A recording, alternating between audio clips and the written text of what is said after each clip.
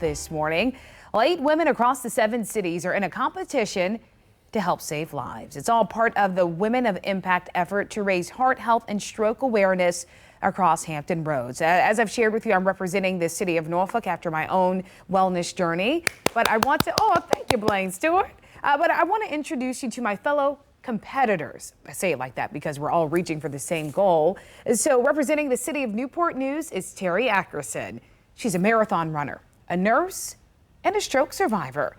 Well, health has always been a top priority for Terry, but in 2013, the stroke care nurse had a stroke. She was in the car with her teenage son in Missouri when they noticed her speech was slurred, her face started drooping on one side, and she lost use of her left arm. Luckily, they were only minutes away from the hospital. And during her treatment, doctors learned that she had a heart rhythm problem, AFib, that contributed to her stroke. I literally laid in the bed as my patients do after having a stroke. Were you having kind of a moment with yourself of being your own doctor and patient at the same time? Absolutely. Yeah. Absolutely. Yeah. You know, at first it was an expletive of, are you kidding me? This is not happening to me. And then there was a moment of bartering with God, because I thought, am I ever going to be able to tell my son or husband that I love him? Are those words ever going to come out of my mouth again? Because again, I take care of these patients every day. And I know how devastating and catastrophic it can be. Oh my God.